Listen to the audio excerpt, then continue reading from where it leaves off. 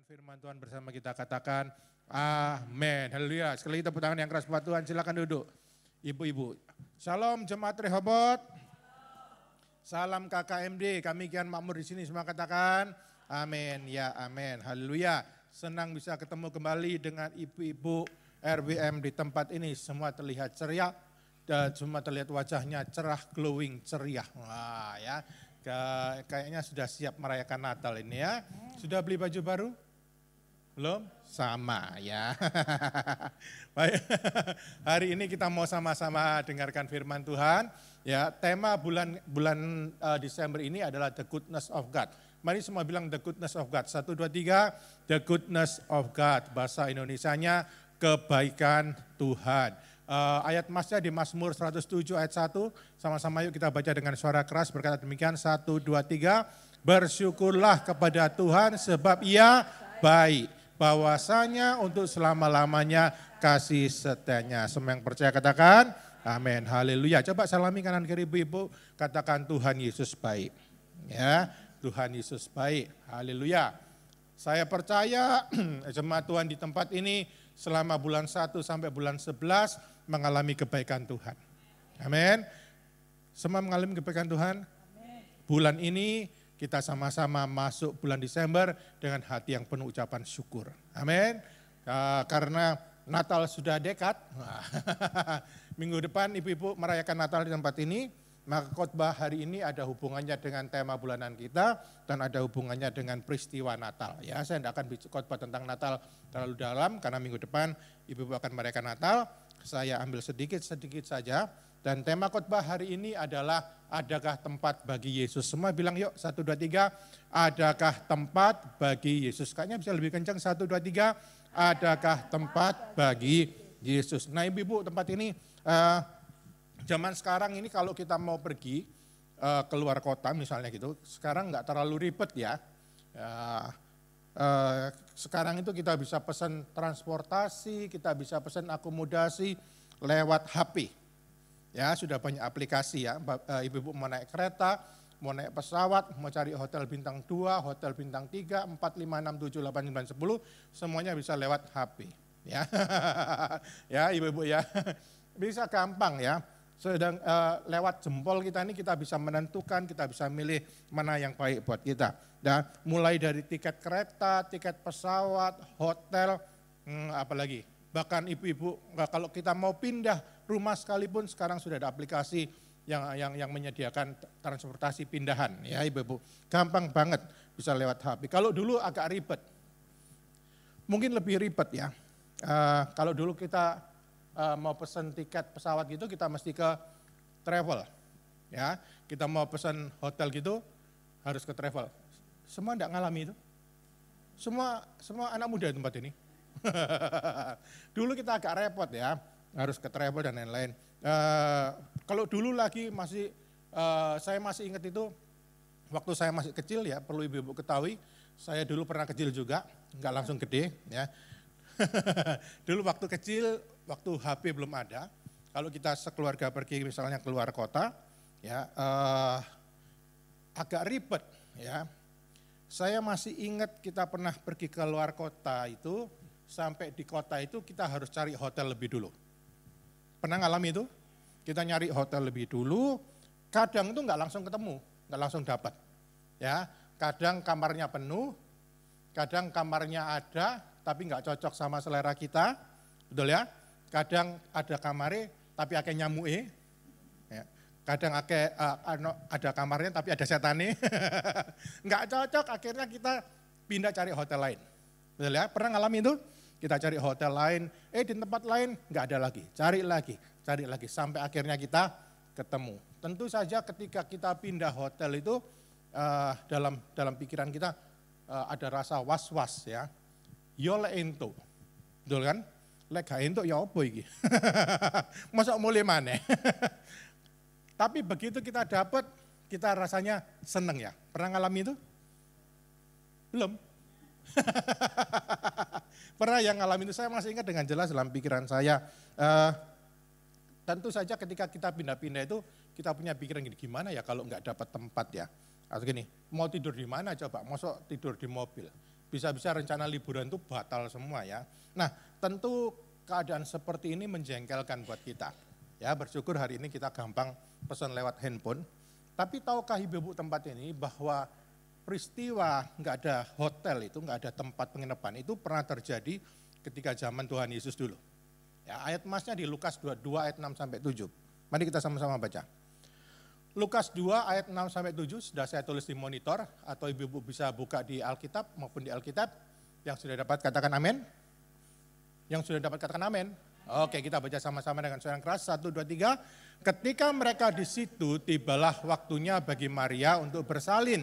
Dan ia melahirkan seorang anak laki-laki, anaknya yang sulung. Lalu dibungkusnya dengan lampin dan dibaringkannya di dalam palungan. Karena tidak ada tempat bagi mereka di rumah penginapan. Semua katakan amin. Jadi ceritanya gini ibu-ibu ya. Saat itu ada sensus, ya ada sensus. Semua orang harus pulang lagi, semua orang harus balik ke desanya masing-masing atau ke kota asalnya masing-masing. Termasuk di situ Yusuf dan Maria. Saat itu mereka tinggal di mana? Ayo. Yusuf dan Maria saat itu mereka tinggal di mana? Di Nazaret.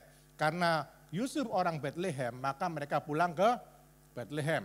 Perhatikan, waktu itu sensus besar-besaran. Jadi semua orang pulang ke daerahnya masing-masing. Ya, dan dari perjalanan, tahukah ibu-ibu bahwa perjalanan dari Nazaret sampai ke Bethlehem itu jaraknya sekitar 100 sampai 150 km. Kalau sekarang ibu-ibu pergi ke Holy Land, itu jaraknya cuma berapa jam, karena jalan sudah enak. Tapi waktu itu perjalanan dari Nazaret ke Bethlehem itu perlu kurang lebih kalau jalannya pelan-pelan ya, nggak kencang. Dan ingat loh, saat itu Maria lagi hamil, nggak mungkin lari, ya kan? Mungkin naik keledai, ya. Itu mereka perlu 2-3 hari. Ya, perlu 2-3 hari. Selain jaraknya panjang, Maria sudah hamil tua. Ya, jadi repotnya luar biasa. Ibu-ibu bisa bayangin ya. Ibu-ibu pernah hamil di sini? Nah, kalau saya enggak pernah hamil ya, ibu-ibu yang hamil. Itu repot ya. Naik ke keledai perlu waktu 3 hari dan waktu itu belum ada handphone aplikasi. Mereka harus cari penginapan di situ. Dan waktu mereka cari penginapan itu, mereka itu nggak ada tempat. Nggak ada tempat. Ya. Tapi ibu jangan bayangin penginapan waktu itu seperti hotel sekarang. Ono piano nih, kelinting, nggak ada. Ya, terus ada OB-nya yang bawain koper nggak ada. Ya, zaman dulu rumahnya sederhana. Ya, perhatikan. Ini rumah zaman dulu. Ya, ini rumah zaman dulu. Rumah zaman dulu itu dibagi 2. Ruang atas dan ruang bawah. Kelihatan ibu-ibu? Kelihatan ruang atas dan ruang bawah. Yang disebut ruang penginapan di situ itu sebenarnya ruang atas itu. Tahu maksudnya? Ruang atas itu. Kelihatan ya ibu-ibu ya? Ruang utama atau rumah penginapan. Nah, Yusuf dan Maria waktu itu cari penginapan nggak ada. Rumah zaman itu ada 2 itu. Yang atas ruang untuk tempat tinggal atau untuk tamu atau ruang utama. Yang bawah itu untuk binatang atau untuk kendaraan mereka. Mereka hari itu ada yang naik kuda, ada yang naik keledai, betul ya? Kan jadi mereka taruh itu di situ. Taruh itu di bawah itu. Nah, orang yang punya rumah itu kan juga punya hewan piaraan. Betul kan? Ingat loh, orang zaman dulu kalau memberikan persembahan, mereka dari dombanya sendiri. Betul kan? Mereka nyiapin domba sendiri, mereka punya ternak, mereka punya kambing, mereka punya domba. Tempatnya di mana? Di bawah itu. Ya. Jadi karena Yusuf cari penginapan nggak ada dan kelihatan sudah Maria ini sudah waktunya melahirkan. Mungkin Yusuf terus bilang sama yang punya penginapan, orang penginapannya bilang, enggak ada lagi tempat, sudah penuh semua. Ruang atas itu enggak ada. Mungkin Yusuf terus bilang gini, boleh enggak kami di situ? Ya, boleh enggak kami di situ? Ya, boleh enggak kami ada di situ? Ini karena istriku ini sudah mau melahirkan. Ya, jadi ibu-ibu di tempat itu yang namanya kandang di sana itu bukan kandang kayak di Indonesia. Ya, memang nggak disebutkan, ayat tadi ada kata-kata kandang Bapak Ibu tempat ini? Ayat ini yang kita baca, penginapan penuh, nggak ada tempat buat Yesus, tapi nggak ada kandang di situ. Betul? Beberapa orang mengatakan itu enggak di kandang, siapa bilang begitu. Tapi di situ ada kata palungan. Tahu palungan ibu-ibu? Palungan tempat makanan hewan, di mana jerami ditaruh di situ. Ibu-ibu tahu enggak? Kira-kira tempat makanan hewan itu tempatnya di atas apa di bawah? Jenengi tempat makanan hewan, yo neng isor toh. Kan enggak ada palungan di atas. Masuk kambingnya di atas. Ya kan? Padahal di atas kan ruang utama, ruang tamu, ruang keluarga. Dan tahukah ibu bahwa palungan zaman dulu itu bentuknya seperti itu, yang sebelah kanan itu loh. Dari batu itu loh. Kelihatan? Ya, dari batu itu palungannya. Yesus waktu lahir itu ditempatkan di situ, dikasih kain lampin, di situ dikatakan kain lampin. Kain lampin waktu itu adalah kain untuk membungkus domba yang baru lahir. Ya, ada dua. Untuk kain yang membungkus domba yang baru lahir atau kain yang ditaruh di tataannya keledai. Ya, jadi ibu perhatikan di sini, memang tidak disebutkan bahwa Yesus lahir di kandang, tapi dari kata ini menunjukkan bahwa Yesus itu lahirnya di bawah rumah itu. Ya, jadi kira-kira apa namanya coba kalau bukan kandang? Apa namanya? Garasi, kan enggak. Memang kandang, tapi bukan jangan punya pikiran kayak kandang di Indonesia ya. Memang dari kata palungan itu, dari kata kain lampin itu menunjukkan bahwa Yesus itu lahirnya di situ di bawah itu. Ya, sampai sini ibu-ibu mengerti? Mengerti? Coba ibu-ibu bayangkan, ya. Rendah hatinya Yesus Kristus. Dia itu Tuhan semesta alam, yang punya semuanya. Dia itu bisa milih lahir di istana loh. Dia bisa milih lahir di tempat yang enak. Tapi ia merendahkan dirinya, dia lahir sebagai manusia, untuk menyelamatkan umat manusia, dan saat dia lahir pun, nggak ada kamar buat dia. Adanya di kandang. Dan saya pikir tempat ini, gak ada seorang pun di tempat ini yang lahirnya di kandang. Ada yang lahir di kandang? Gak ada.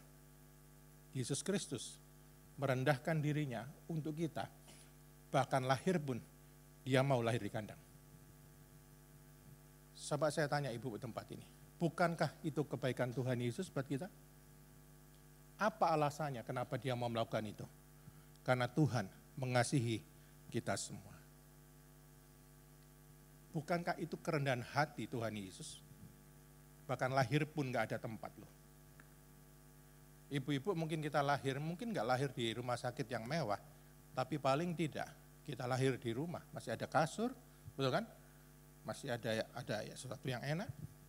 Tapi Yesus tidurnya itu di palungan, tataannya kain lampin, di bawahnya jerami. Wah, coba ibu-ibu bayangkan. 2000 tahun yang lalu ibu-ibu, pemilik penginapan berkata, enggak ada tempat buat kamu Yesus, semuanya sudah penuh. Cuman ada kandang. Kandang itu sebenarnya enggak pantas buat raja mulia. Betul ya? Enggak pantas buat raja itu, enggak. Tapi Yesus mau lahir di situ untuk kita semua. Saya berdoa ibu-ibu, supaya tahun ini, di mana kita merayakan Natal untuk kesekian kalinya, saya berdoa biarlah kita semua punya tempat bagi Yesus di hati kita. Amin. Adakah tempat bagi Yesus di hati kita? Hari ini kita belajar dua hal. Bagaimana cara menyiapkan hati kita bagi Yesus. Bagaimana menyiapkan tempat bagi Yesus dalam hidup kita. Yang pertama, yang sampai sini mengikuti saya katakan amin. Jangan sedih-sedih gitu tau ibu-ibu. Coba salamin kanan kiri ibu-ibu katakan ojo sedih-sedih ngono. Dengerin firman kok sedih gitu. Yang happy, yang sukacita. Kita belajar dua saja ibu-ibu ya. Oke, saya akan khotbah dengan secepat-cepatnya. Saya berjanji jam 10.15 selesai. Kalau jam 10.15 belum selesai nanti saya akan berjanji lagi. Oke. Yang pertama, siapkan ruang hati. Semua bilang siapkan ruang hati. Siapkan ruang hati. Yang pertama ibu ya, hari Natal itu adalah hari ulang tahunnya Tuhan Yesus ya. bukan ulang tahunnya kita.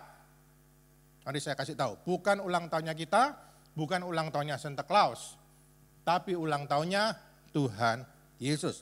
Seperti biasa, melalui kebiasaan kita, yang ulang tahun kita kasih kado. Betul? Dan seperti biasa, kalau ada acara ulang tahun, yang ulang tahun harus ada. Ya, ingat, Natal itu harus ada Yesus di dalamnya. Banyak orang merayakan Natal tapi enggak merayakan Yesus. Mereka hura-hura, mereka pesta makan ini dan itu. Padahal sebenarnya yang ulang tahun itu adalah Yesus Kristus. Dan namanya orang yang ulang tahun harus kita kasih kado. Sudah siap kado buat Yesus belum? Sudah siap kado buat Yesus? Sudah? Ulang tahunnya tanggal 25 loh. RBM merayakan minggu depan. Sudah siap kado belum?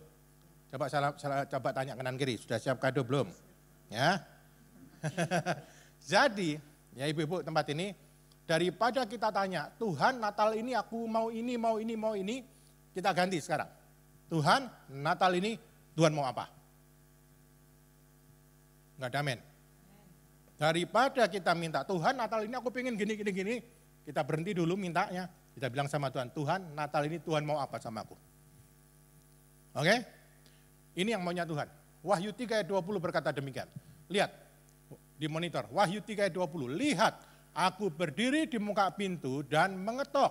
Jikalau ada orang yang mendengar suaraku dan membukakan pintu, perhatikan, aku akan apa ibu-ibu? Aku akan masuk mendapatkannya dan aku makan bersama-sama dengan dia dan ia bersama-sama dengan aku. Semua yang percaya katakan, perhatikan ibu-ibu. Kerinduan Tuhan Yesus adalah Tuhan ingin masuk hati kita. Masuk dalam hidup kita dan makan sama-sama dengan kita. Perhatikan, ya, makan sama-sama itu bicara bahwa Tuhan itu pengen punya hubungan yang baik dengan kita. Melebihi keinginan kita punya hubungan yang baik dengan Tuhan. Coba ibu-ibu perhatikan, cara orang mendekati orang lain pasti diajak makan. Betul? Cuman ibu-ibu tidak pernah ngajak saya makan. Ngajak makan, makan sama-sama itu adalah bicara tentang pengen punya hubungan yang erat. Pengen punya hubungan yang baik. Yesus pengen tinggal dalam hidup kita. Ibu-ibu pernah lihat enggak gambar ini? Ini lukisan tentang Yesus yang mengetok pintu. Perhatikan yang sebelah kanan itu. Itu karyanya William Holman Hunt. Ya, William Holman Hunt. Kalau kita teliti, Ibu, perhatikan. Kalau kita teliti gambar itu. Gambar itu adalah kurangnya. Lukisan itu ada kurangnya. Tahu enggak Ibu, kurangnya apa? Enggak ada gagangnya. Betul ya? Enggak ada gagangnya. Beberapa ketika William Holman bikin lukisan ini, beberapa orang tahu kelemahan itu, kekurangan itu, lalu mereka tanya, Mas, hol gitu ya kira. William, ini gambar ini kurang. Kamu pasti kurang gambar gagangnya. Ya. Lalu Pak Han ini jawab, ya, bahwa memang dia sengaja nggak melukis gagangnya. Dia bilang, memang aku sengaja kok. Maksudnya, karena pintu itu sebenarnya pintu hati manusia, pintu hati kita semua. Di mana Yesus itu hanya ngetuk pintu, dia cuma pengen masuk, dia pengen kita yang membuka. Tuhan Yesus tidak pernah maksa masuk, Tuhan Yesus cuma ngetuk. Keputusan yang buka itu yang punya hati, yang punya pintu. Yang mengizinkan masuk atau ndaknya Tuhan Yesus dalam hati kita, itu ya kita sendiri. Tuhan Yesus cuma ngetuk dari luar. Aku boleh masuk enggak? Aku boleh masuk enggak? Sebenarnya kita sudah dengar itu tiap hari. Yesus ngetuk pintu hati kita itu setiap hari. Tapi kadang-kadang kita enggak izinkan Tuhan Yesus masuk dalam hati kita. Kita biarkan Tuhan ada di luar. Dan kita enggak izinkan Tuhan Yesus masuk dalam hidup kita. Ibu-ibu semua, kalau kita mau kasih kado yang terindah buat Tuhan di Natal tahun ini, biarlah Natal tahun ini jadi momen yang indah buat kita semua. Di mana kita bukan hanya merayakan Natal, bukan hanya perayaan saja, tapi kita mempersembahkan hati kita kepada Tuhan dengan hati yang mengasihi Tuhan. Amin. Jangan biarkan Tuhan ngetok terus. Jangan bilang gini, Tuhan aku tidak punya ruang buat engkau dalam hatiku. Tapi mari kita lakukan ini. Begitu diketok sama Tuhan, itu suara Tuhan. Bukaan pintu hati. Biarkan Tuhan masuk dan makan bersama-sama kita. Yang mau katakan amin. Adakah ruang buat Yesus dalam hati kita tahun ini? Biarlah tahun ini jadi momen yang indah, kita bukain pintu hati kita buat Tuhan Yesus. Ataukah hati kita sudah penuh dengan hal yang lain? Ataukah hati kita sudah penuh dengan hal-hal yang buruk, hal-hal yang jahat, kepahitan dan lain-lain hal yang tidak berguna yang kita simpan. Mari tahun ini, Natal tahun ini, kita izinkan Tuhan masuk dalam hati kita. Coba kita ingat-ingat lagi, bagaimana hidup kita selama 11 bulan ini. Coba kita cek, ada 4 cara mengecek apakah Yesus ada dalam hati kita atau enggak. Yang pertama, kalau Yesus ada dalam hati kita, itu ditandai dengan ini. Kita selalu menyediakan waktu buat Tuhan Yesus dalam setiap kesibukan kita. Coba cek hidup kita. Apakah kita selalu alasan, aku enggak punya waktu buat Tuhan, aku sibuk ini dan itu, aku sibuk ini dan itu. Kalau kita punya alasan itu, sebenarnya itu Tuhan Yesus sedang ada di luar hati hidup kita. Yang pertama. Yang kedua, apakah Yesus ada dalam hati kita atau enggak? Ditandai dengan demikian. Selalu menyediakan ruang bagi firman Tuhan. Coba ingat lagi dalam 11 bulan ini, bagaimana kita membaca firman Tuhan. Asal-asalan, sekedar membaca, ataukah firman Tuhan itu sudah menyentuh hati kita. Sehingga firman Tuhan itu jadi pegangan dalam hidup kita, kekuatan dalam hidup kita. Itu tandanya. Yang ketiga, apakah Yesus ada dalam hati kita atau enggak? Ditandai dengan demikian. Selalu ingat kebaikan Tuhan dalam setiap musim hidup kita. Ya. Dan selalu bisa melihat kebaikan Tuhan di balik segala hal. Bapak Ibu Saudara, ibu-ibu tempat ini, saya percaya dalam 11 bulan ini mungkin kita mengalami hal yang tidak enak juga. Mungkin ada musim-musim yang tidak menyenangkan buat kita. Tapi kalau Tuhan ada dalam hidupmu, maka kita bisa melihat bahwa di balik sesuatu itu ada Tuhan di baliknya. Ada kebaikan Tuhan. Ada pintu-pintu yang Tuhan buka, tapi juga ada pintu-pintu yang Tuhan tutup. Dan semuanya itu karena Yesus baik buat kita. Amin. Coba ingat lagi dalam 11 bulan ini. Apakah hidup kita penuh dengan gerutuan? Apakah kita banyak ngomel sama Tuhan? Atau banyak bersyukur pada Tuhan? Tuhan terima kasih Tuhan, Engkau baik. Apapun yang terjadi Engkau baik. Mungkin musimku ini tidak enak, tapi ajarkan aku selalu bisa bersyukur di hadapan-Mu. Aku tahu Tuhan baik. Tuhan turut bekerja dalam segala hal untuk mendatangkan kebaikan buat kita yang mengasihinya. Selalu ada campur tangan Tuhan di balik sesuatu. Amin. Yang keempat, masih ingat tadi yang satu apa? Masih ingat cara melihat bahwa apakah Yesus dalam hidup kita. Yang pertama masih ingat? Selalu menyediakan waktu buat Tuhan dalam kesibukan kita. Gak ada alasan sibuk buat Tuhan. Amin. Yang kedua masih ingat? Menyediakan ruang bagi firman Tuhan. Bukan sekedar baca, tapi betul-betul masuk dalam hidup kita. Jadi pegangan dalam hidup kita. Yang ketiga, selalu ingat kebaikan Tuhan dalam setiap musim. Yang keempat, ingat. Yang keempat, apakah Yesus ada dalam hidup kita? Ditandai dengan demikian. Apakah kita mengizinkan Tuhan ikut campur tangan dalam hidup kita dan mengizinkan Tuhan memperbaiki kehidupan kita? Itu penting loh ibu-ibu. Apakah Yesus ada dalam hidup kita? Apakah kita izinkan Tuhan ikut campur tangan dalam hidup kita? Ataukah kita bilang, enggak, ini kekuatanku sendiri. Tuhan jangan ikut campur, ini pikiranku sendiri. Dan apakah kita izinkan Tuhan memperbaiki hidup kita? Kalau kita salah, kita diperbaiki sama Tuhan, kita dibentuk sama Tuhan. Ibu tempat ini, mari kita, sebenarnya ada banyak, tapi 4 aja. 4 aja aku lali. Senin, sediakan ruang buat Yesus. Selasa, sediakan ruang buat Yesus. Rabu, Kamis, Jumat, Sabtu, sediakan ruang buat Yesus. Hari Minggu ibu-ibu, sediakan ruang buat Yesus. Di tempat ibadah, berikan pujian, berikan penyembahan, berikan ucapan syukur. Karena Tuhan itu yang layak dipuji. Amin. Mari Natal tahun ini kita kasih kado yang indah buat Tuhan. Apa itu ibu-ibu? Kita persembahkan hati kita kita buka pintu hati kita buat Tuhan. Yang mau katakan amin. Itu yang pertama Ibu ya. Yang kedua, siapkan ruang buat firman-Nya. Seperti yang tadi saya sampaikan, yang kedua, kita mau belajar sama-sama ini 2 cara menyiapkan tempat buat Yesus. Yang kedua adalah siapkan ruang untuk firman-Nya. Ya, perhatikan Ibu, ada ayat di Yohanes 3:16 berkata demikian, karena begitu besar kasih Allah akan dunia ini, sehingga ia telah mengaruniakan anaknya yang tunggal, supaya setiap orang yang percaya kepadanya tidak binasa, melainkan beroleh hidup yang kekal. Ibu, tempat ini setiap tahun kita bersuka cita merayakan Natal. Ya, setiap bulan Desember kisah kelahiran Yesus itu diulang lagi. Ya, bahkan kita mungkin sudah mendengar kisah kelahiran Yesus itu sudah mungkin ratusan kali ya. Setiap Desember diulang-ulang.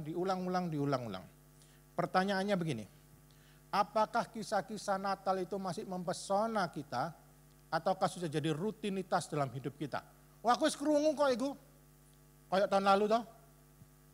Aku sekerungu kok itu, kayak 3 tahun lalu kan.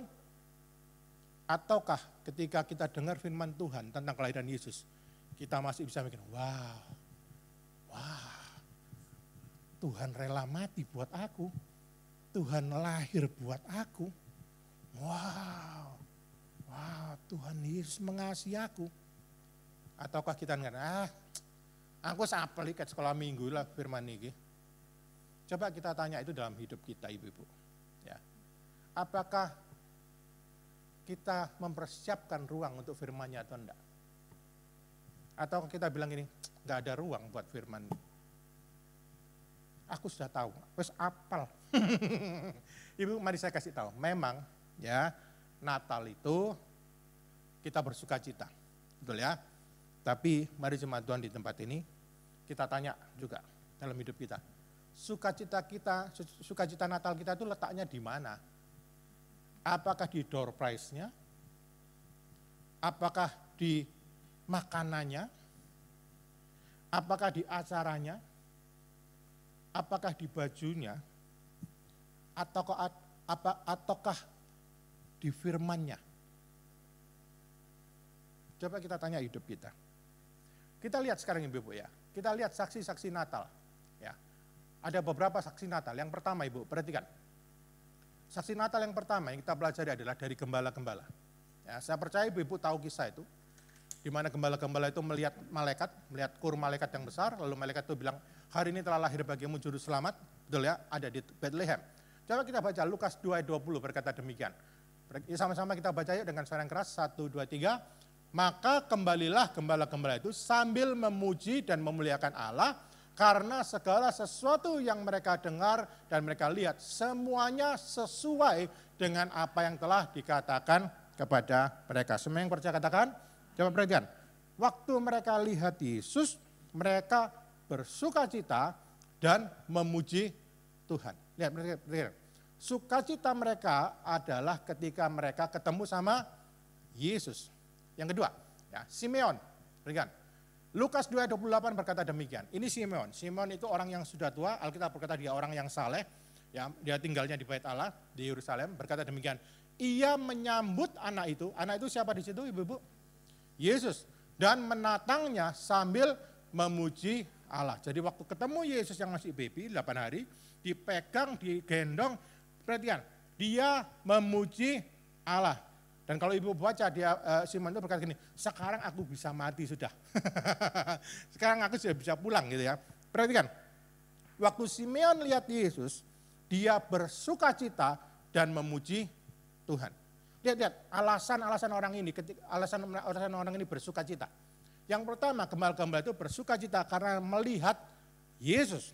Simeon bersuka cita memuji Tuhan karena Simeon melihat Yesus. Sekarang kita lihat Hana. Ya. Hana, Lukas 2 ayat 38, belum saya tulis itu ya. Lukas 2 ayat 38 berkata demikian. Dan pada ketika itu juga datanglah ia ke situ. Ini Hana, ibu. Ini Hana bukan mamanya Samuel ya. Perhatikan ibu-ibu, jangan keliru. Walaupun namanya Hana, tapi ini bukan Hana mamanya Samuel. Timelinenya terlalu jauh. Ini Hana, ini nabiah yang sudah tua, itu gambarnya kira-kira itu. Dia sudah tua dan tinggalnya itu di Bait Allah ya. Dia bilang ini, dan pada ketika itu juga datanglah ia ke situ dan apa ibu-ibu? mengucap syukur kepada Allah dan dan berbicara tentang anak itu kepada semua orang yang menantikan kelepasan untuk Yerusalem. Jadi saya bisa bayangkan dia ini tua usianya, rambutnya udah putih gitu. Dia ketemu Yesus, dia mengucap syukur dan dia cerita sama orang yang datang itu. Hei, ada Mesias datang, ada Mesias sudah datang buat kita semua, ada juru selamat buat kita. Dia cerita dia. Coba perhatikan ibu, saksi-saksi Natal ini. Tiga-tiganya, alasan sukacita mereka karena apa? Yesus. Alasan sukacita mereka karena mereka lihat Yesus, bukan yang lain. Coba ibu-ibu, kita jadikan mereka ini contoh dalam hidup kita. Merayakan Natal, sukacita kita itu siapa?